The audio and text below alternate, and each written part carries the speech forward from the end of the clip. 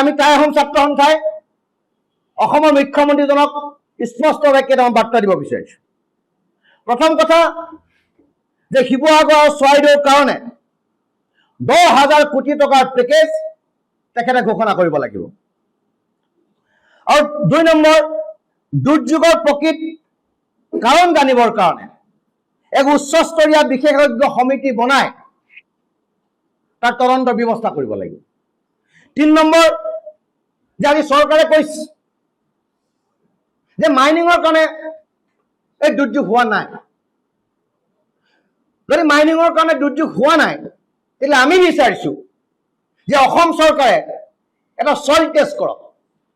সেই চইল টেষ্টৰ জৰিয়তে এই দুৰ্যোগত অহা সেই মাটি বালিবিলাক ক'ৰ, পাহাৰৰ, নদীৰ কাষৰ মাটি নে কয়লাৰ সংমিশ্ৰিত মাটি নে শিল সংমিশ্ৰিত মাটি, তাৰ কাৰণে এটা চইল টেষ্ট কৰি অসমৰ ৰাইজক জনাই দিয়ক যে প্ৰকৃততে চৰকাৰে কোৱা কথাখিনি শুদ্ধ নে অসমৰ জনসাধাৰণ, অসমৰ বিভিন্ন মিডিয়া হাউচ, অসমৰ জনজীৱন, অসমৰ জাতীয় জীৱনৰ লগত জড়িত কোৱা মানুহে কোৱা কথাটো সত্য, এই কথাটো প্ৰতিপন্ন হ'ব। গতিকে আমি এটা চইল টেষ্টৰ কাৰণে অসম চৰকাৰৰ ওচৰত আমি দাবী উত্থাপন কৰিছোঁ। আমাৰ 4 নম্বৰ কথা যে দিখৌ নদীৰ উন্মুক্ত হৈ থকা 15 কিলোমিটাৰ ৰাস্তা তেখেতলোকে নিৰ্মাণ কৰিব লাগিব। আৰু দিখৌ মথাউৰি সম্পূৰ্ণৰূপে নিৰ্মাণ কৰি, অত্যাধুনিক প্ৰযুক্তিৰে নিৰ্মাণ কৰি অনাগত সময়ৰ যি বানপানীৰ কাৰণে মানুহে ভয় খাব, সেই ভয়ৰ পৰা মুক্ত কৰিবৰ কাৰণে আমি দাবী উত্থাপন কৰিছোঁ। 5 নম্বৰ কথা যে দৰিকা, দিচাং, জাঁজি, মিতং নদীৰ বান্ধসমূহ ওখ কৰি নিৰ্মাণ কৰিব লাগিব।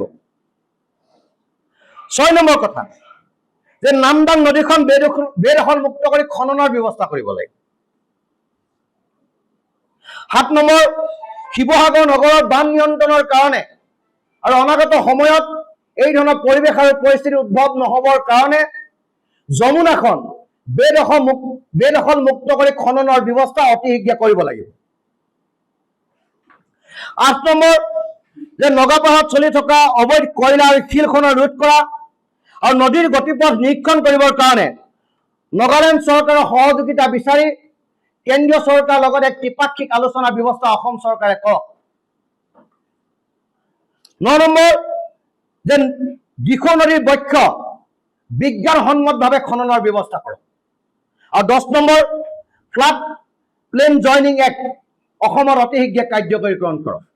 আৰু এইকেইটা দাবী আমি অসমৰ মুখ্যমন্ত্ৰীজনলৈ আমি প্ৰেৰণ কৰিছোঁ।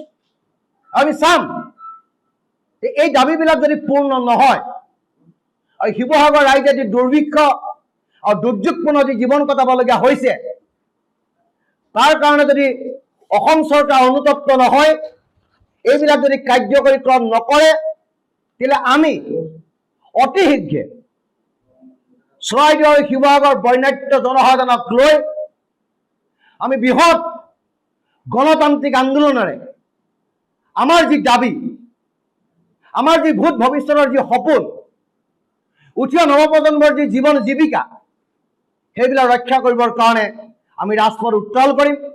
এইটো কোনো পলিটিকেল কথা নহয়, এইটো কোনো ধৰণৰ আমাৰ ব্যক্তিগত কথা নহয়।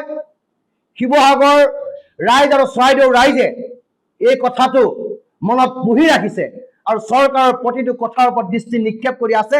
আৰু চৰকাৰে যদি সময় থাকোঁতেই কামবিলাক নকৰে, তেতিয়াহ'লে অসমৰ বিশেষকৈ উজনিৰ এই শিৱসাগৰ আৰু চৰাইদেউ জিলাৰ ৰাইজে কি কৰিব পাৰে, কি কৰিব নোৱাৰে, তাক সম্পূৰ্ণৰূপে অসম চৰকাৰক দেখাই দিব।